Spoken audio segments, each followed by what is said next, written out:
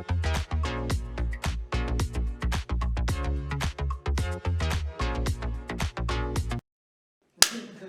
que líame as fotos. A as raquetas. Sí, sí. No, no, no. Así está. Bueno, ¿qué tal? Buenos días. Bos días. ¿Cómo te llamas? Miguel Cajigal. ¿Cómo? Cajigal é un apelido complicado. Curioso. ¿Eres de aquí, de Santiago? Son de Coruña, pero logo en Santiago media vida. Media vida en Coruña, media vida en Santiago. ¿Y dónde estás empadronado? Donde estou empadronado? Pois agora mesmo en Santiago.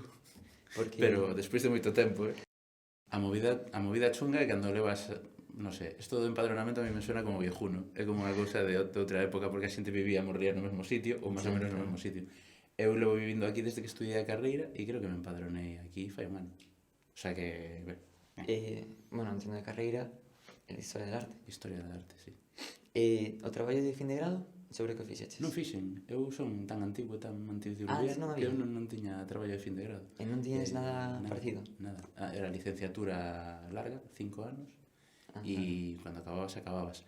Había unha movida que se chamaba, traballo de... De fin de carreira? Non, era... O podías facer polo medio. Non era como un TFG, pero era parecido e contaba como unha asignatura máis. E eu fixen deses. Un traballo tutelado, traballo dirixido, non sei que. Unha cousa complicada. E deses sí que fixen. De pequeno, a que xogabas? De pequeno, a que xogaba? Eu son fillo único, xogaba parchís de 4 e eu solo. A partir de 4? Sí.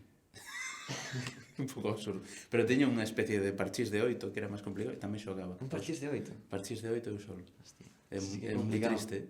Ese era moi lamentable, en plan. Ai. Sí. E xogaba a eso e bueno, a mítica cos Playmobil. Tiña moitos Playmobil. Era un coñazo porque en canto sacabas da caixa e os colocabas xa tiñas que recoller porque xa non te daba máis. Con que fin creaches o canal de YouTube? O canal de YouTube, o canal del Barroquista, a verdade é que o creamos así un pouco con Xoan Escudero a medias e a mí me gustaba facer algo en YouTube, pero eu non controlo o suficiente como para poder facelo porque me levaría a vida, porque todas estas cousas as fago no meu tempo libre, vacaciones, festivos e similares. E un día falando con el, que el si controla de sobra, lle comentaba, tal, cual. E uns días despois me dixo, venga, vamos a facelo. E empezamos así. Eu empecé moito antes coa miña web e moito antes nas redes sociales, pero a verdade é que YouTube me parecía como a dirección natural para todas esas cousas. Así para divulgar, para dar a coñecer de unha maneira un pouco diferente patrimonio cultural, arte, todas estas cousas que a xente normalmente cando escoita falar delas bosteza, pois ese tipo de cousas. Por que che gusta o arte? Porque me gusta o arte. Me gusta porque me axuda a comprender a xente. Eu penso que a mellor maneira de comprender como é a xente, unha sociedade, unha época, é a partir da arte, das distintas artes, non solamente a pintura, a escultura, que normalmente pensamos neso cando pensamos en arte, sino tamén a música, a literatura, hoxe en día o cinema, cómic, videoxogos, todo eso, en conxunto, te permite coñecer mellor a xente dun momento determinado. É o que máis me gusta. Para ti, que ten máis complexidade? A arquitectura, a pintura ou a escultura? Máis complexo. Pola miña experiencia, para a maioría da xente, a arquitectura. Arquitectura? Penso que sí.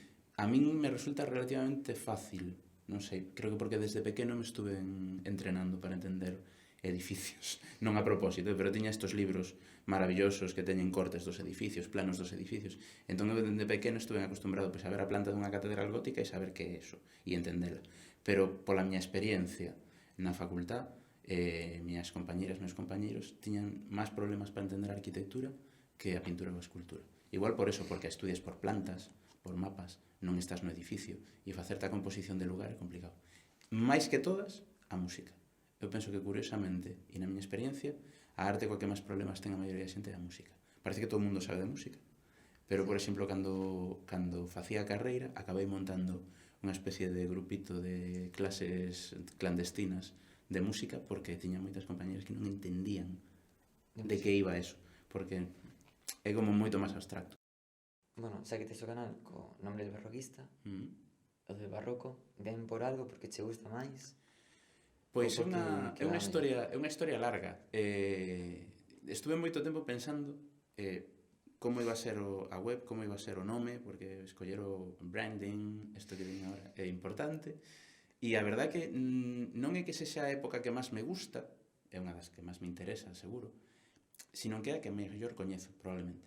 O sea, había como diferentes opcións para mí. A mí me gusta moitísimo a arte contemporánea, pero pensaba no seu momento que facer algo sobre arte contemporáneo directamente iba a ser moi duro, porque a maioría da xente ten como unha especie de rexeitamento co arte contemporáneo. Entón dixeme, contemporáneo vai ser meterse en un jardín. Aparte hai moitos críticos de arte contemporáneo, entón te metes aí nun terreno peligroso. E logo me mola moito a época clásica, Grecia e Roma, que é un vicio total. O sea, cando vou por aí de museos, paso máis tempo na zona de Grecia e Roma, normalmente que nas zonas de outras épocas. Pero aí xa había moitísima xente que o facía moi ben. Porque en Twitter, por exemplo, hai unha comunidade de clasicistas, de xente que, desde filólogos clásicos, xente de arqueoloxía, que o fai moi guai, e eu non son arqueólogo, por exemplo. E de filoloxía clásica non controlo o suficiente. Entón, ao final, foi un pouco por selección. É certo que o barroco me interesa moito, pero tamén é unha época na que controlo máis ou menos todo, non? Marco histórico, música, filosofía, literatura e arte. Entón, ao final, el barroquista. Que é así como un nome que quedou bonito, e que a xente pensa que o saquei del comidista, pero non, o saquei dun grupo italiano de música que se chama Barroquisti, que basicamente son los barroquistas.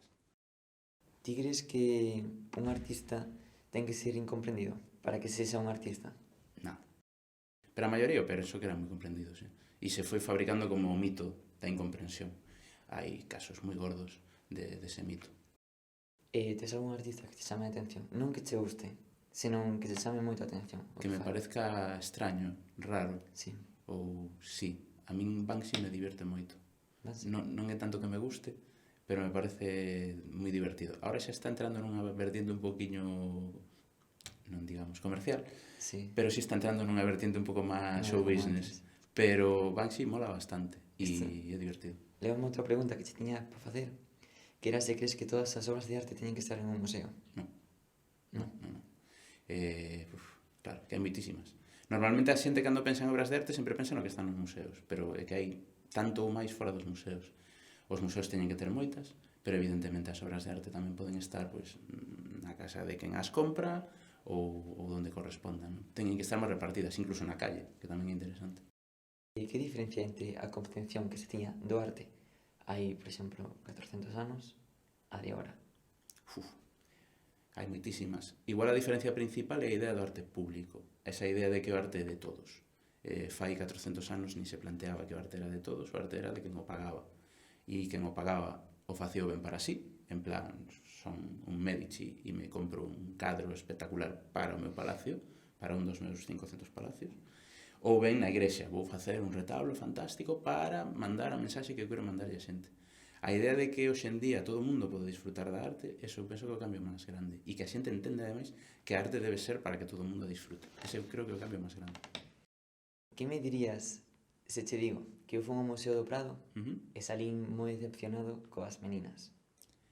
Pois non me parece raro. Me parece que pasa máis a menudo do que pensamos. Non só coas meninas, con moitas destas obras que son como referencia, icono. Por exemplo, flipo coas meninas, me parece unha obra flipante. Pero pasa moito este rollo de que cando che din na escola, no instituto, na facultad, isto é unha pasada, e non te explican por qué.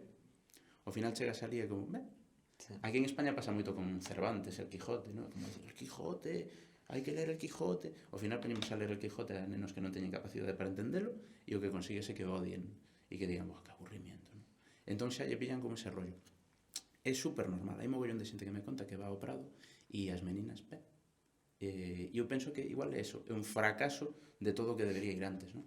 Da idea de que non explicamos correctamente por que molan as meninas ou calquera outra cousa. Por que diste que molan as meninas? Por que molan as meninas? As meninas molan, aparte de porque son unha chulería por parte do pintor increíble, pintarse onde se pinta, con toda esa xente ao redor, en plan, aquí estou eu, a sensación de espacio fingido que ten esa pintura é espectacular, a maneira na que consigue que penses que hai unha habitación aí detrás, é como se fixeras un burato na parede e estuveses mirando unha habitación que non existe. Todo ese xogo me parece alucinante. E logo, técnicamente, xa é unha cousa como un pouco máis pedorra, máis snob, si queres, Pero técnicamente Velázquez é despiporre, o sea, entón, claro, un cadro de Velázquez onde tes un montón de cousas para mirar, pois eu ao final estou ali 40 minutos mirando cousas, en plan, guau, mira que pasada. Pero eso xa é moi friki, eso xa é nivel enfermo. E o Museo do Prado é un museo que se non estás entrenado é un chorreo, porque tes tropecientos cuadros, miras para todas partes, toleas e ao final non sabes tampouco onde captar a atención. Entón eu penso que é moi normal todo eso. É normal ir a un museo que ten 200 cadros colgados todos moi bons e decir, pois mira, este pensaba que iba a ser máis e ao final non tanto. Non é o meu cadro favorito do Prado, as meninas, nin o meu cadro favorito de Velázquez. Que lindo. A fragua de Vulcano. Ese salseo mitológico que hai detrás me mola moito. Algúna vez lanzaxeste a crear ti arte? Fai moitísimo. A ver, musicalmente sí, porque eu son músico, aparte deso. Entón tuve violín e canto, e bueno, cantaba. E entón tuve un grupo de música folk. Dios, anda por aí o meu pasado en YouTube. O sea, unha cousa terrible. E bueno, aí sí, compoñíamos, toquei no Festival de Ortigueira, cousas destas. Desa parte sí. Da parte artes plásticas, fai moitísimos anos, fixen as típicas clases de manualidades, pintura, pero bueno. Todo relacionado cas clases na universidade, todo eso? Non, o de pintar e manualidades o fixen moito antes, e non se me daba moi a ver. Pero digo, unha vez acabada a carreira, nada. Non te lanzaches nunca? Unha vez acabada a carreira, eu penso que te dá moito respeto, dicen, vou facer aquí a payasada, paso. Sí, sí. Bueno, hai unha pregunta que sempre facemos, que se algunha vez toches unha experiencia paranormal. Pois mira, non pode ser paranormal, pero unha vez... É que é unha historia destas moi terrible. Volando dende Madrid a Mallorca, para cantar, precisamente. Bueno, o vuelo era un caos, porque iba cun coro sinfónico, imagínate o que é un coro sinfónico metido nun avión, o sea, 90 personas, e ademais as outras 90 personas que iban no avión eran un congreso de peluquería, que creo que viñan de Madrid e volvían a Mallorca. E era todo surreal. O sea, as chicas, porque eran prácticamente todas chicas do Congreso de Peluquería, mercaran un mogollón de botellas de viño en Madrid. E como non cabían nos maleteros, estaban polo chan. Entón, nun momento determinado, empezaron a rodar as botellas de viño pola cabiña do avión adiante, que é unha cousa bastante absurda. E ese vuelo de Madrid a Palma de Mallorca, eu penso que durou 20 minutos. Que non é posible, porque logo viras o mapa. Claro. Entón, vacilábamos todos, en plan, a ver se atravesamos aí un espacio-tiempo raro e chegamos a Palma antes de tiempo, pero foi todo tan tolo que igual cos gritos, coas botellas rodando nos despistamos. Romperas algunha botella? Non se rompeu nada, curiosamente, pero o equipo de cabina, a tripulación de cabina estaba toleando, en plan, botellas por todas partes, parecía como el Grand Prix, o sea, faltaba Ramón García por ali. Terrible, terrible. Bueno, a mí cando vou en avión, cando o avión está baixando, esa sensación de que ti estás baixando, parece que tes alma, sabes, cando baixas de golpe, tes alma un pouco máis acima. Aparte, según como de sutil se o piloto. Sí. Porque acabo de chegar de Londres, tuve un dos vuelos que foi así bastante agresivo. Pero bueno, se vai levar. Claro, non te tes turbulencias ni nada. Turbulencias pillei unha vez. Bueno, outra historia bonita. Levei aos rapaces do Instituto de Catoira, que se me están vendo, instituto maravilloso, levei aos rapaces de cuarto da ESO de Catoira, con 2 profes, a Grecia. Entón, Santiago-Madrid, escala en T4, e de aí a Grecia, e volta outra vez con escalas. Claro, para moitos dos rapaces e rapazas do grupo, era a primeira vez que collían un avión, era a primeira vez que dormían nun hotel. Te podes imaginar, claro, imagínate adolescentes en Atenas nun hotel, sin seus pais, un Cristo. E de volta, creo que foi de volta, no vuelo de Atenas a Madrid, pillamos unhas turbulencias desas que entendes por que tes que levar o cinturón puesto. Porque era como así, o sea, pero unha cousa, e foi 1 hora e pico de turbulencias. O sea, hasta tal punto que non nos podían dar de comer, porque era imposible. O sea, como iban a pasar? Xa non podían camiñar. Iban atados, os propios tripulantes de cabina iban atados porque se movía moitísimo. E había xente chorando, o sea, destas moi bestias. E un punto heavy, porque claro, despois deso, cando pillas as típicas turbulencias de que pasas nubes ou tal, a verdade que está un pouco a risa. E ti nese momento como profe, porque de todo que eras profe? Non era profe, iba de acompañante, que foi un win-win. O sea, a mí me chamaron os profes de Catoira porque os profes de Catoira eran de francés e en Grecia se fala inglés, non francés, e eles falaban francés. Entonces me dixeron, oye, mira, te apetece vir a Catoira con nos? Digo a Catoira, joder. A Grecia con nos unha semana, vale? E nos explicas o Partenón, a Acrópolis, e falas en inglés cando necesitemos traductor. E foi un planazo, claro, porque eu pasei moi ben, a verdade. Todo a gastos pagos. Todo a gastos pagos. Claro, te chaman así que vas a decir que non. Claro. Entón eu iba así como tal, ao final exercías un pouco de, non de profe, iba de traductor de bolsillo.